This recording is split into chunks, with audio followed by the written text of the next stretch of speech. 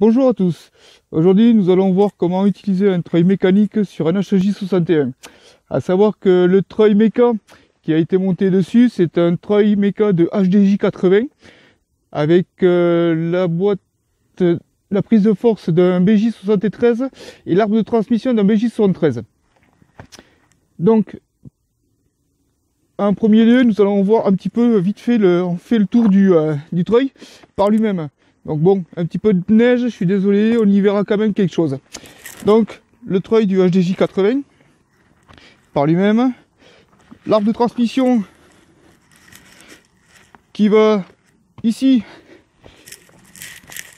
qui passe tout le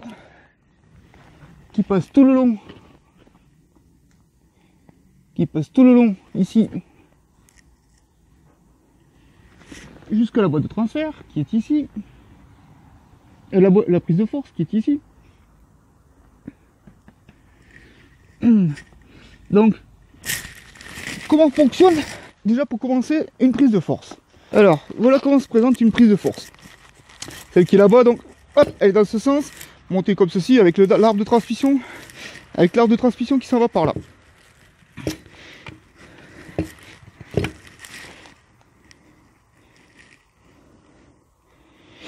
Donc la prise de force, elle fonctionne comme ceci. Dès que je vais actionner la manette d'enclenchement du treuil, voilà. Voyez, vous avez le pignon de prise de force qui s'enclenche, qui recule ou qui avance. Donc en fin de compte, il vient juste, soit ici, se mettre sur la position neutre, et quand je le recule, il vient s'enclencher sur le pignon de prise de force dans la boîte de transfert. Donc une fois que la boîte de transfert tourne, la prise de force, forcément, j'ai encore de l'huile dedans, la prise de force fait tourner l'arbre de transmission et entraîne le treuil. Donc voilà. Donc maintenant on va aller voir comment fonctionne tout ça. Alors comment ça fonctionne? Alors c'est simple, ici nous avons la poignée de treuil, ici le levier de vitesse, et ici pour enclencher les différentes positions sur la boîte de transfert. Donc pour enclencher le treuil, il n'y a rien de compliqué. Donc, il faut au préalable mettre la boîte de transfert sur neutre. Donc si je tire un peu et un peu sur la droite, elle vient sur neutre. Et si je pousse carrément, elle va sur courte. Et après, pour enclencher le treuil, ici, tire vers l'arrière, ce qui a pour effet d'amener la prise de force sur le pignon de prise de force de la boîte de transfert. Donc à savoir qu'il faut impérativement, si on enclenche le treuil, être sur le neutre au niveau de la boîte de transfert. On ne met pas le treuil en fonction en étant en 4x4 ou en 2 roues motrices.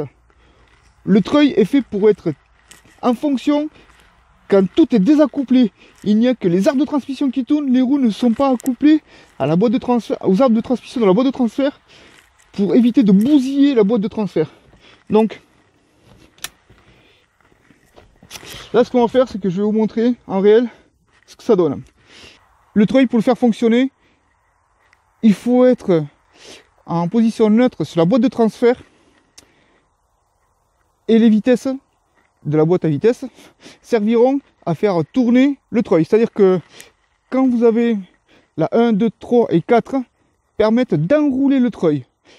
1, 2, 3, 4 et 5, pardon, permettent d'enrouler le treuil. Et la marche arrière permet de dérouler le treuil. Donc voilà pourquoi il faut être sur la position neutre au niveau de la boîte de transfert pour ne pas entraîner avec les arbres de transmission les ponts avant et les ponts arrière. Et surtout ne pas le faire parce que vous allez bousiller la boîte de transfert ou le pignon de la prise de force, qui n'est pas trop le but du jeu. Le treuil a 3 positions. Donc nous verrons ici, bon, celle-ci qui est enclenchée, 2 et 3. Donc voilà ce qui se passe. Ici, j'ai le treuil, il est bloqué. Sur cette position-là, le tambour ne peut pas se dérouler. Si je tire ici, là par contre, il est libre le tambour. Vous voyez, quand je vais tirer dessus, il y a tout qui va venir. Si justement ça permet de dérouler l'histoire. Voilà. Comme on peut le voir, là, le tambour est libre. Et forcément, si je fais tourner l'arbre de transmission, d'un côté ou de l'autre, il n'y a aucune incidence. Ça n'a aucune incidence sur le tambour. Ça n'enroule pas, ça ne déroule pas. Tout ça parce que le treuil n'est pas enclenché au niveau de la prise de force. Ici, si je tire sur la troisième position, là, on va le voir, le treuil le tambour va se bloquer sur l'arbre de transmission. Voilà, là, il est bloqué sur l'arbre de transmission. Si je tire dessus, il n'y a rien qui vient. Donc, comme on peut le voir, quand j'actionne l'arbre de transmission, la prise de force, ça fait tourner le tambour. Donc là, ce qu'on va faire, c'est qu'on va le laisser en position bloquée. On va le dérouler jusque pour que je puisse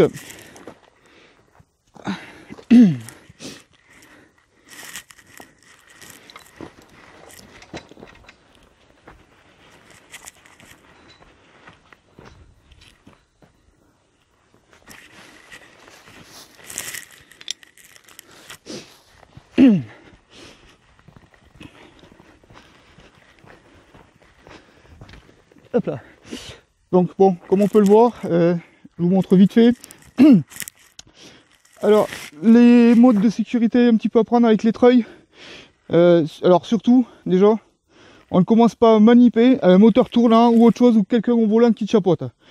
Il y en a un qui dirige la manœuvre, et puis le second qui est avec lui écoute ce qui est à faire. Pas trop de monde autour, et surtout une grande sécurité. Les treuils, c'est sacrés engins. Faut faire hyper gaffe. Donc, pour dérouler le treuil, bon, rien de compliqué. On suit. Là-bas. Alors, toujours, quand vous mettez quand vous harnachez sur un arbre, vous mettez toujours une sangle. Toujours. Ça évite de bousiller l'arbre avec le câble quand on va tirer dessus. Une manille, la prise de la cospelle, du crochet pour être pris sur la manille, et il n'y aura plus qu'à tirer. Alors c'est pareil, le treuil tire jusqu'à un certain niveau, donc une certaine puissance. Donc il faut faire attention à un truc. Ici là, hop, on a ce qu'on appelle une goupille de sécurité, ici, qui traverse, hop, de part en part, et vient maintenir l'arbre de transmission. S'il y a trop de force exercée sur le treuil, cette goupille de sécurité pète. Donc c'est pas la peine de commencer à aller en mettre des plus grosses, sinon vous allez forcer sur forcément le mécanisme et vous allez forcément bousiller. Après chacun fait ce qu'il veut. Donc là on va mettre le treuil en fonction. Donc là vous avez vu, le treuil est libre. Le treuil est libre, d'accord? Il est sur neutre, c'est-à-dire que si je déroule dessus, il tire, d'accord? Le treuil est en libre. Donc maintenant, alors pourquoi je le mets sur neutre? Parce que là, je vais aller enclencher le treuil et on va vérifier 2-3 choses avant de justement s'en servir. Alors, le fonctionnement du treuil est simple. Comme je vous ai dit, on se met sur neutre. Donc pour être sûr qu'on est sur neutre, ici si je tire un coup, on se retrouve en 4-4, et si je bascule un seul coup sur la droite, je suis sur neutre. Donc ça, pour être sûr qu'on est sur neutre, démarre le HJ, passe la première. Vous vous rappelez, je vous ai dit que le treuil est sur neutre. C'est pour ça que là, je n'ai pas enclenché le treuil encore, et je mets la première. C'est juste pour vérifier que je suis au neutre. Au moins on est sûr.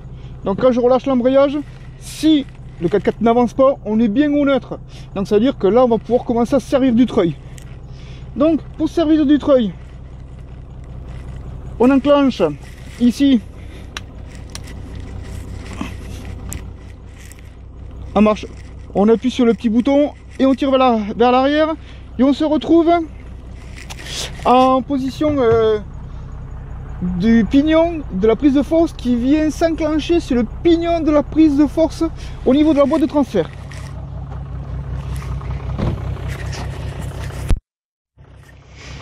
Et là maintenant ici, comme on peut le voir, l'axe du treuil tourne. Enfin l'arbre de transmission du treuil tourne. Voilà pourquoi je suis en neutre, mais sinon ça le bloquerait. Et je peux le bloquer à la main. D'accord? Là, il n'est pas en prise encore. Pour l'instant, j'ai pas de vitesse, je n'ai rien, donc le treuil n'est pas en prise. Donc là, ça permet de pouvoir mettre le treuil en prise. Donc si je tire sur la poignée, là, j'ai le treuil qui va se mettre en prise. D'accord? Donc là, je l'ai tiré, il est en prise. Donc, en bougeant un petit peu le... Vous voyez? Il tourne le treuil. Il tire. Bon, au bout d'un moment, il va arrêter de tirer. Parce que, si vous voulez, la force du câble tendu ne va pas être assez forte pour pouvoir tirer. Vous voyez, je bloque l'arbre de transmission à la main. Donc forcément, ça ne va pas l'enclencher. Par contre, dès que je vais passer une vitesse, ça va enclencher le treuil et là, il va enrouler.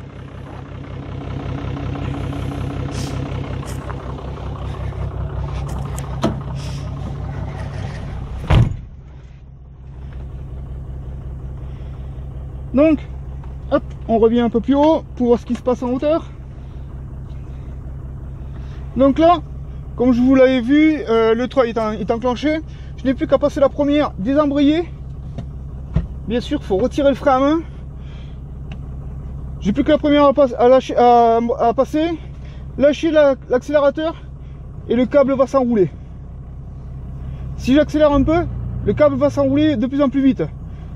Donc là, au bout d'un moment, quand vous allez pouvoir le voir sur la caméra externe, le treuil va se mettre à tirer. Donc là, il tire tout doucement. Si je veux un peu plus de force, et j'accélère un peu et j'ai un peu plus de force sur le pouvoir du treuil. On va savoir qu'on peut passer la seconde. Et ainsi de suite. Bon, le but étant de manœuvrer doucement et sûrement et pour avoir le plus de force possible. Donc on met en première et on accélère tout doucement pour faire reprendre le treuil. Alors là, comme on le voit, ben, ça enroule et puis le treuil avance, quoi.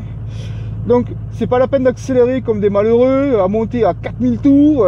Non, c'est un truc qui fonctionne au couple, tranquillement et doucement. Ça manipule très bien. Après les autres vitesses, 2, 3, 4 et 5, pour l'instant j'ai pas encore assez de vue sur l'utilisation du treuil pour vous donner un ordre d'idée de quand les utiliser exactement. Bon, pour l'instant... Après forcément on peut tourner un petit peu à droite, un petit peu à gauche pour le Cospel. Pour le volant. Bon. Là maintenant ce qu'on va faire c'est qu'on va arrêter le treuil et on va rester en position tirée. Voilà. Donc c'est simple, vous embrayez. Bon, moi j'enlève la vitesse automatiquement. Tirez votre frein à main. Et là le treuil il reste tendu comme vous pouvez le voir. Allez.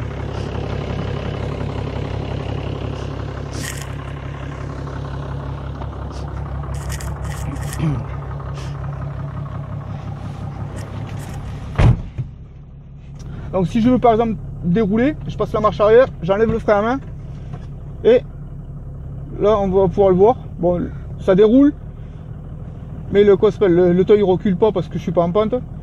Voilà, donc le treuil déroule. Là, ben, je renroule quand je suis en première. Bon, allez, on va le faire encore un petit peu, manière de vous montrer.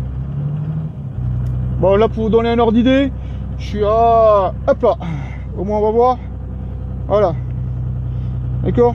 Là on le voit, je suis à peu près à 1200, 1300. Ça tire très bien. Ça tire certes très doucement, mais ça tire très bien. Il n'y a pas besoin de forcer sur le treuil. Enfin, spécialement. Voilà. Comme vous le voyez, ça avance, c'est très souple comme histoire. Rien de bien extraordinaire.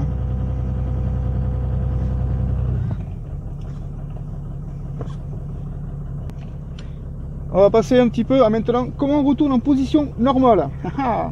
Alors, pour retourner en position normale, pour l'instant, ici, on peut, en premier, on désaccouple le treuil, obligatoirement. Parce que si vous revenez en neutre, si vous revenez en 4x4, et après en 2 roues motrices, et que vous oubliez de désenclencher, vous allez laisser le treuil en fonction. Et ça, c'est pas bon. Donc, après, le treuil, vous le repassez en Hop, je vais couper le son du moteur, ce sera plus facile pour la vidéo.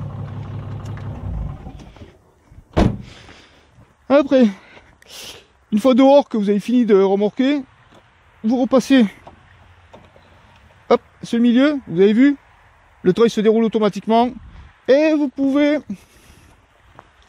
renrouler votre treuil.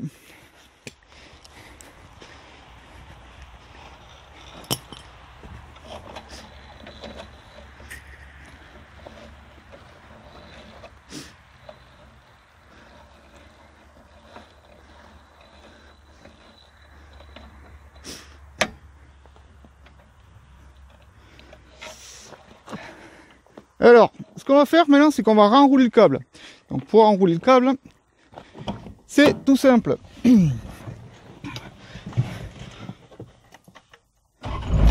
Attention, démarrer, position hop, neutre sur la boîte de transfert. Avant d'enclencher le treuil, on vérifie qu'on est bien à neutre. On passe la première, désembraye, on voit que ça tourne dans le vide. Donc à ce moment-là, on peut enclencher le treuil. Voilà. Là, on va aller dehors.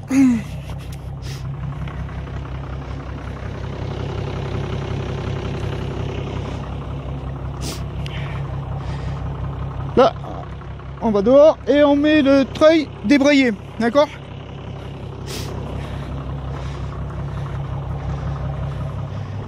Maintenant, on passe la première et on lâche. Donc, comme vous pouvez le voir, l'arbre de transmission, il tourne vraiment fort. On ne peut pas le retenir, c'est pas possible. Hein. Donc, ce qu'on va faire pour enrouler le câble, c'est tout simple. On tire pour qu'il soit... Hop là. Donc, ce qu'on va faire, c'est que là, on tient le câble dans la position où on veut le faire enrouler. Il n'y a plus qu'à enclencher la prise de force. On peut le voir, j'ai tiré la poignée complètement pour embrayer le tambour sur la transmission. Et là, il n'y a plus qu'à attendre et ça enroule tout doucement.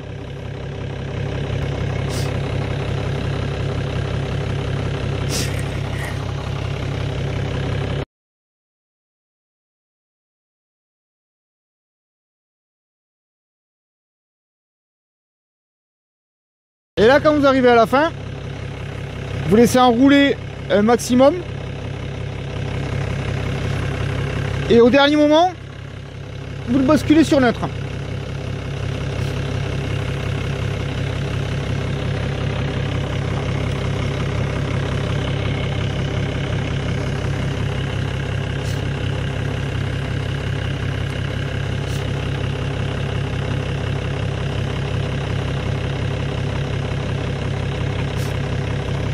Voilà, hop là, une fois sur neutre, vous bloquez votre tambour.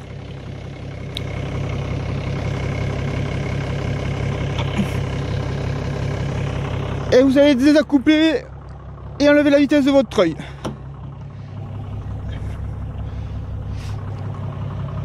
Voilà.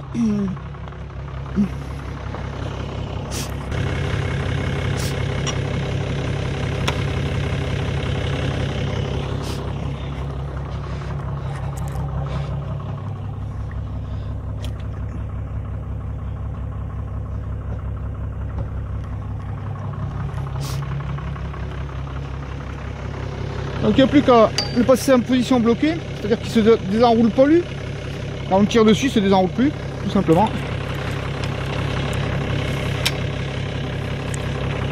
Hop, et vous n'avez plus qu'à tout renclencher. Voilà. Au niveau de l'entretien. Donc maintenant nous allons voir un petit peu l'entretien de l'engin. Donc pour l'entretien, c'est simple. Déjà, le treuil méca fonctionne avec de l'huile. Donc ici, vous avez le renifleur de la mise à l'air du treuil en lui-même. Donc à savoir que l'huile se situe dans cette partie ici. Il en va à peu près 400 ml à 500 ml, pas tout à fait. Donc pour le remplir, il suffit de dévisser la mise à l'air et vous remplissez avec une seringue. Puis bon, forcément, quand ça arrive en gros, mais vous êtes bon, vous avez fait votre plein. Maintenant, pour le vidanger. Pour vidanger le treuil, c'est une clé BTR et ça se passe dessous. Hop là. Voilà, dessous ici, la clé BTR ici. Si vous enlevez, et bien ça fait vidanger l'huile du treuil. Donc voilà, au niveau entretien, il y a l'huile à changer de temps en temps. Ah, pour vous donner un ordre d'idée, l'huile, quand l'a changé, vous allez me dire, quand changer l'huile? Bref, l'huile, moi je dirais qu'on peut la changer, malgré qu'on ne se serve pas du treuil spécialement. Je dirais que, vu le peu d'huile qui va dedans, ça va pas nous coûter bien cher de le faire. Donc j'irai une fois par an, c'est pas mal, je pense. Bon, le treuil, on va pas s'en servir tous les jours, donc bon, il va pas être sollicité spécialement. Mais d'avoir une huile correcte dedans, c'est pas mal. Donc pour mettre l'huile, la spécification de l'huile, c'est la même qu'on met dans les ponts, c'est la 80-90. Voilà. Après, le treuil, il faut le faire fonctionner, pour moi, à vide, hein, aussi, comme je viens de faire. Vous l'attachez chez vous à un arbre, vous allez dans la forêt, vous l'attachez à un arbre, vous le faites fonctionner au moins une fois par mois. C'est comme les climatisations, il faut les faire fonctionner de temps en temps pour que ne s'agrippent pas le jour où on en a besoin. Voilà. Donc moi je vous conseille de dérouler un petit peu le câble, de vérifier un petit peu l'état du câble et en même temps de le faire fonctionner. Au moins vous saurez sécaner votre treuil. Après, l'entretien particulier, il n'y en a pas. J'ai pas vu spécialement quoi que ce soit. Donc ici, quand on enlève le caoutchouc, bon là je l'enlève pas parce que c'est chiant à remettre. Quand on enlève le caoutchouc, en dessous on a tout le tambour. Et ici il y a de la graisse. Donc il faut remettre de la graisse graffitée au niveau de ce tambour. Voilà. De l'autre côté, il est pris au niveau de l'huile avec l'engrenage, donc pas de souci. Vérifiez aussi assez souvent, régulièrement, on va dire, quand vous servez de votre treuil, une fois par mois par exemple, que vous n'ayez pas de fuite ici par exemple. Vous n'ayez pas de fuite ici, parce que vous avez un joint ici quand vous tirez les poignets, forcément il ne faut pas que ça fuit. Après, au niveau de votre bouchon de vidange, pareil, quand vous faites la vérification de votre treuil, vous faites le niveau en même temps, pour voir forcément si ça fuit. Alors, ici là, pour ceux qui vont se demander qu'est-ce que c'est cette petite vis BTR, par curiosité forcément j'ai enlevé, puis j'ai regardé sur la RTA, quoi ça sert. Alors en fait compte, vous avez une bille dedans qui permet justement de bloquer l'axe du levier de commande dans les positions, si vous voulez, sur le levier, ici. Sur le levier ici, à l'intérieur, vous avez des crans. Et à chaque fois que vous poussez, clac, vous avez, vous voyez, ça vient se bloquer, il y a une certaine résistance. Et bien, il y a une bille dedans qui vient justement bloquer ça. Donc à ne pas enlever la bille, afin de ne pas, par curiosité, enlever, parce que vous avez le ressort de bille et ainsi de suite dedans. Pour ceux qui vont me dire que c'est là où on fait le niveau, c'est même pas la peine d'y penser, j'ai déjà essayé, c'est pas là. Après, vérifiez aussi l'état de votre goupille de sécurité. Que vous ayez justement la goupille de sécurité sur la goupille de sécurité. Alors, vérifiez que vous ayez toujours cette goupille, parce que sinon, si vous appuyez dessus, forcément, elle va tomber de l'autre côté. Ouais. Que vous n'ayez pas de fuite à ce niveau-là, autour du joint SPI. Pareil, au niveau d'ici, que vous n'ayez pas des fuites. Voilà. L'entretien du treuil, pour moi, c'est ça. C'est pas plus simple que ça. Une fois par mois, on vérifie un petit peu le treuil. Bon, je comprends bien qu'en hiver, il fait un petit peu froid, mais bon, on vérifie quand même. Ça coûte rien et le jour où on a besoin, on est sûr de soi. Voilà. Donc, c'était comment vérifier, comment faire. Donc voilà. Donc on va faire donc on va faire un petit récapitulatif, vite fait de ce qu'on fait un petit peu avec le treuil. Donc bon, vous avez vu le fonctionnement du treuil, vous avez vu la mise en œuvre du treuil, alors ça pas de souci. On a vu aussi le qu'on s'appelle l'entretien du treuil, vite fait bien sûr par tout le monde. Maintenant, question sécurité. Quand on utilise le câble du treuil ou qu'on le met en manip, on prend des gants. Quand on met en fonction le treuil, personne ne doit rester aux alentours du treuil. Personne. Si le câble vient à lâcher, ça peut faire des dégâts. Donc, ce qu'on fait, c'est que généralement, sur le câble, on y met quelque chose d'un petit peu lourd, style une veste, ou il existe aussi des espèces de demi-sacs qu'on met sur le câble. En fin de compte, on met quelque chose d'un petit peu lourd sur le câble, c'est-à-dire que ça sert que s'il rompt, le câble tombe au sol. Il ne fait pas un effet de fouet et vient pas balayer tout ce qu'il y a autour de lui. Je le répète, ne vous mettez jamais à côté d'un câble qui est en traction. S'il vient à lâcher, vous le prenez en pleine face. Alors attention à ça. Après, petite question de sécurité personnelle, on ne touche pas le câble avec les mains comme ça ou quoi que ce soit. On ne touche pas le tambour qui est en train d'enrouler. On fait attention qu'on n'ait pas une écharpe qui pend ou quelque chose dans le même style pour pas être happé par le touret du treuil. Voilà, le treuil c'est pas anodin, c'est je parle pour quelqu'un d'un néophyte, hein. Je parle pas pour quelqu'un qui a l'habitude de les utiliser. Mais le treuil, c'est un outil dangereux. Parce qu'on voit beaucoup de gens qui ont des treuils sur des engins pour faire joli, parce que ça est certainement à la mode à un certain moment. Mais attention, tout le monde ne sait pas utiliser un treuil.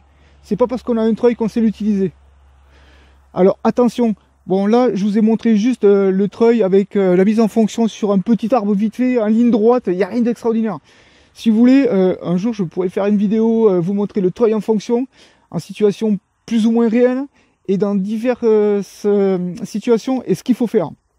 Là, je vais pas vous mentir, c'était juste pour la présentation du treuil du HDJ 80, comment s'en servir, hein, puis voilà quoi. Donc voilà, maintenant ayant fait un petit peu le tour de l'histoire, je vais vous laisser, puis je vous dis à une prochaine.